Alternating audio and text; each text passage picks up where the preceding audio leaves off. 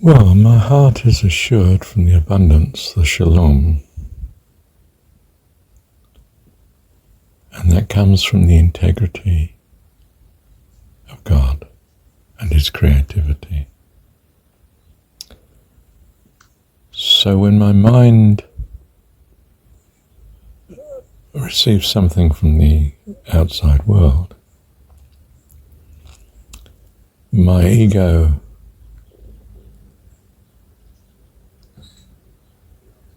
not my ego, my intellect handles it with the assurance of God. To know God is to know that He is all-powerful and loves you. And therefore, this data coming into the mind is a blessing and assures the ego accordingly.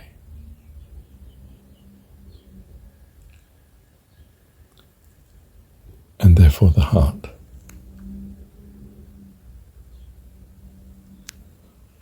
The heart resides in the shalom, the abundance, from the integrity and creativity of God.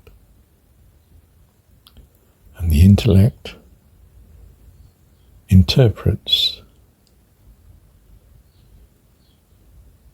not the ego.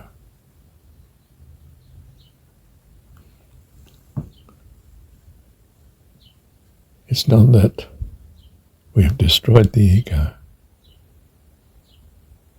The intellect is getting the ego's response correctly. The ego then welcomes what the mind has received because it's interpreting it according to the intellect. And the intellect knows God. If the intellect does not know God, then it makes all sorts of mistakes in how it classifies what comes in from the mind and informs the ego accordingly, which worries the heart. Well, it either makes the heart very happy or distressed, depending what the information is, how it's being classified. But when the intellect knows God,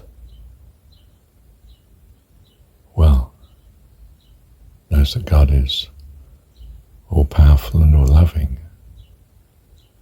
and therefore says, well, we accept what the mind is receiving as being good, for we have the assurance of God. And this assurance is well-founded, because my experience is of knowing God. So this is life eternal, to know God. There's the assurance and joy accordingly, and peace,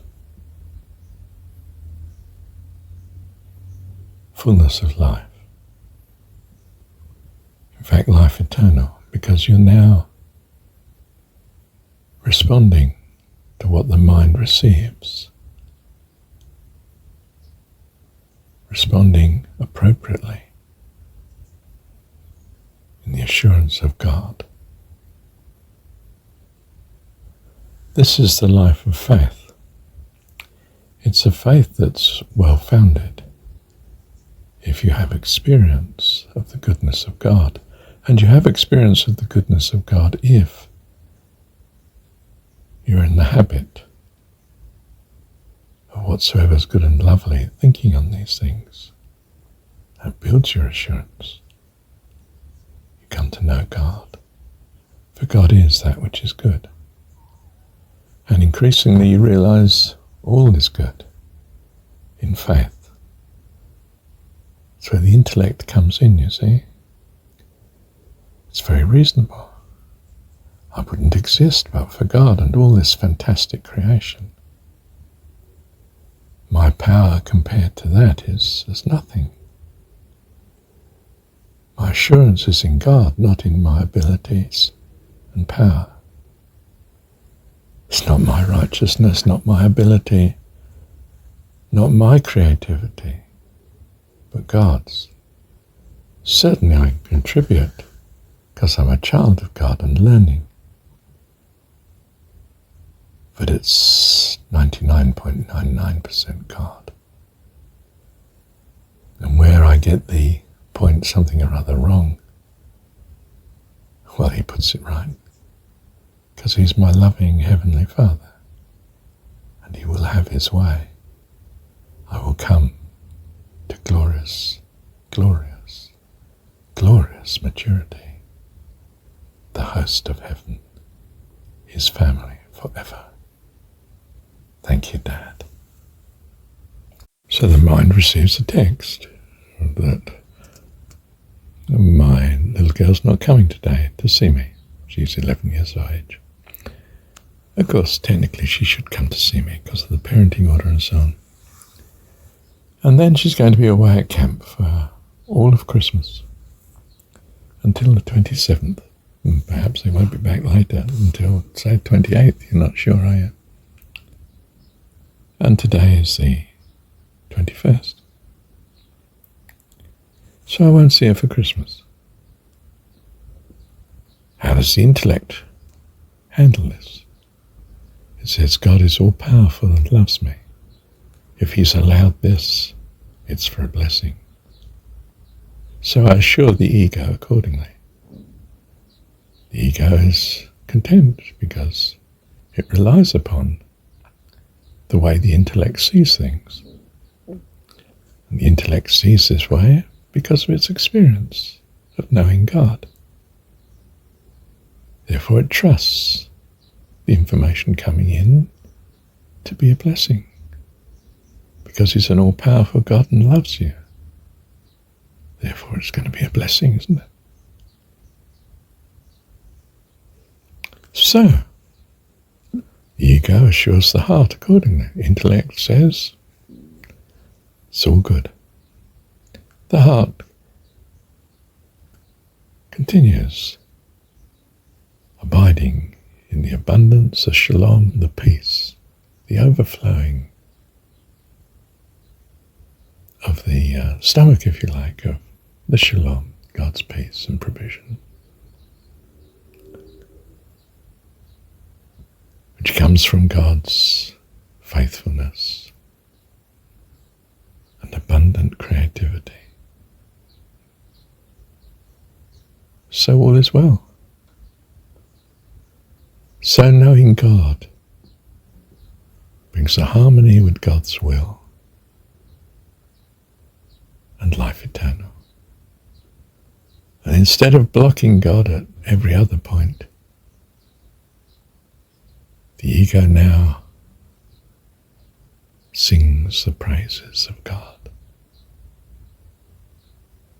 And we rejoice. Thank you, Dad. Now, I've deliberately followed the outline that's in Paramahansa Yogananda about a biography by Swami Kriyananda. And in particular, I followed, let's have a look now, page 47, the continuing paragraph at the top of that page. So there's mind, intellect, ego and feeling. And the mind says is located at the top of the head. The intellect is in the forehead, you know, the third eye, if you like, where you knit the eyebrows together. The ego is at the back of the head, in the medulla oblongata, you know, the hollow, near the hollow of the back of the skull. And the feeling is, of course, in the heart. Now, the heart is supplied, of course, with the integrity of God, base of the spine, if you like, and the creativity of God, which gives the, if you like, the stomach's abundance, overflowing shalom. And from this plenteous position, the heart feels the love of God, God's care, provision, and responds to God in the feeling love and appreciation.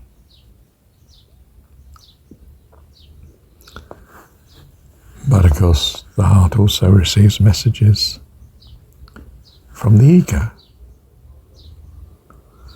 which has a mission. The ego has a mission that you become a functioning adult in the kingdom of heaven. You are at present a child, and the ego wishes to preserve you into life eternal. It has this view because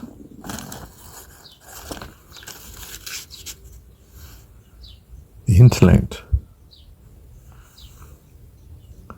says that preservation is going to be necessary to life eternal. But because the intellect knows God, it trusts God, even when confronted with the death of the body and difficulties that the body may have to cope with. And it informs the ego accordingly, if the intellect knows God. If it doesn't, it panics, tells the ego, goodness, terrible things are happening. And the ego goes into fright and informs the heart accordingly, and the heart goes into overdrive. Or if it's a good thing, goes into ecstasy. You know, it's all very happy, things are going wonderfully.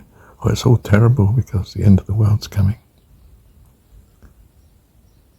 Do you see, to know God is going to be necessary for the child to become an adult, to come into harmony with and to learn from God.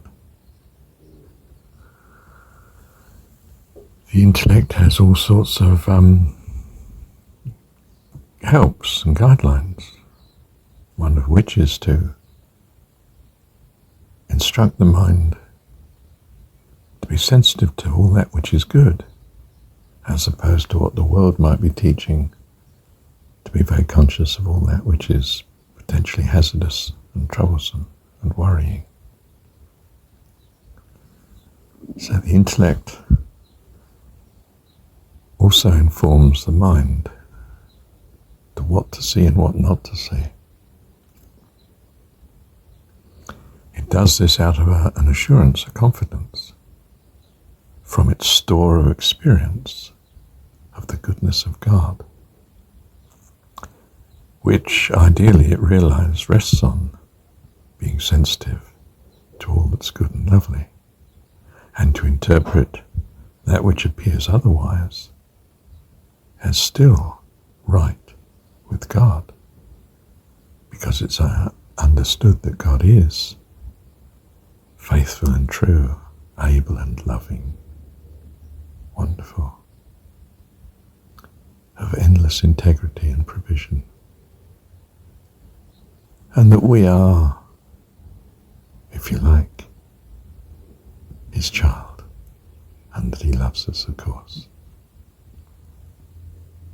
and that we are very rational when we love him too, in return, full of gratitude.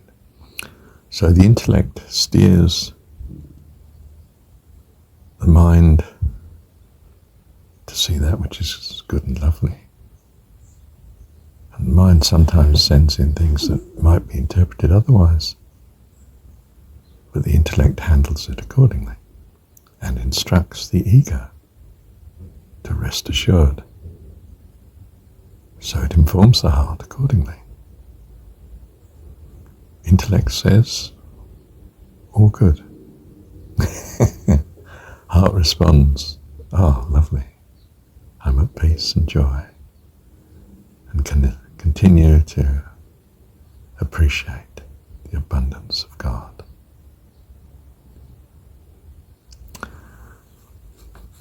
There you go. Straightforward, isn't it? Thank you, Dad. You just see, don't you, that the ego is not the villain. The ego is entrusted with protecting the individual through to maturity. And it seeks the guidance of the intellect. The intellect can only go on what it has in its purse, its experience, and determines accordingly the data that's coming in.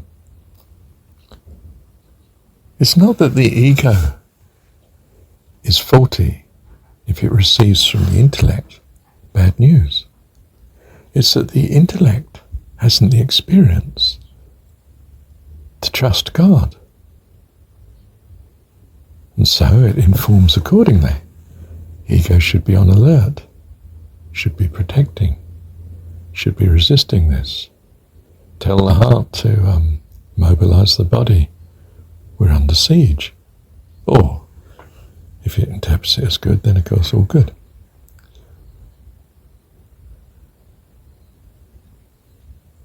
We're not here to destroy the ego. You destroy the ego, you've destroyed the individuality and its purpose to protect. The ego is enlarged when the intellect realizes that God is all-powerful and loves us, and that therefore all is well. It is well, it is well with my soul. This was in a hymn written by a chap who just lost his wife and children in the Atlantic. Their ship went down. He was on, I think, another ship. And when he finds out he's lost his family, he writes this hymn. I was going to say I'll read it to you, but let me sing it to you just in case you do want the tune. I know it's not going to be able... Let me just sing it to you, okay? When peace like a river attendeth my way, when sorrows like sea billows roll, whatever my lot, thou hast taught me to say, it is well with my soul. It is well with my soul. It is well with my soul.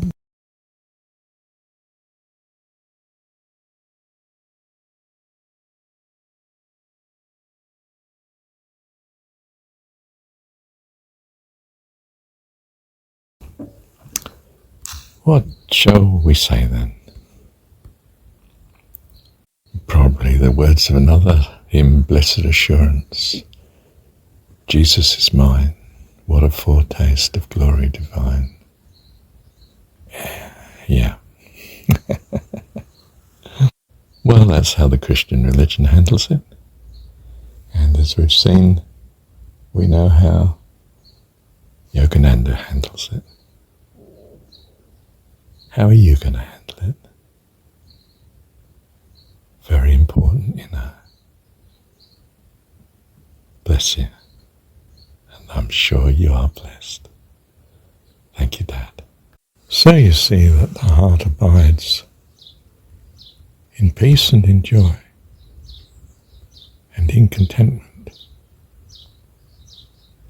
even though the body is still in the world.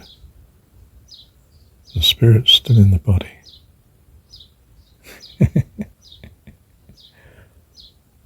It's well with my soul. So religion has it that faith and trust is the essence of things. It comes from knowing God. To be loving and all-powerful, creator of all, perhaps. That knowing is something of experience, of experiencing the goodness of God.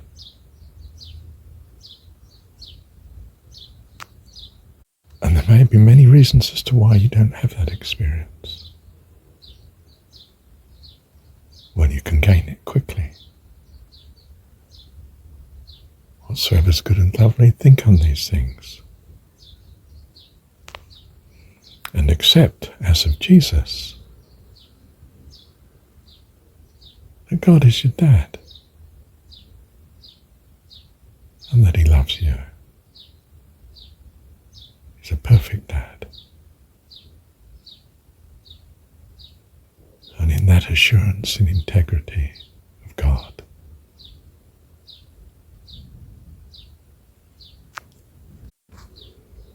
you will be transformed. You will transcend. You will become an adult of the kingdom of heaven. It is his will, and nothing can stop it. Thank you, Dad. It would be helpful to mention that sometimes the heart doesn't accept what the intellect says. It says, no, I have a feeling. The feeling is coming up deep from within me. It's coming from God. All is not well. Something you need to act. Oh, says the intellect. Heart's not accepting my verdict. Perhaps God's saying something. But look at this a bit more closely. How are we to act? Ask the heart. Got any more information? I think we'll pray about this. Tell me if you get any more information. So the intellect seeks God on the issue. Says, how am I supposed to be acting here? Heart's not happy. Well, what am I looking for?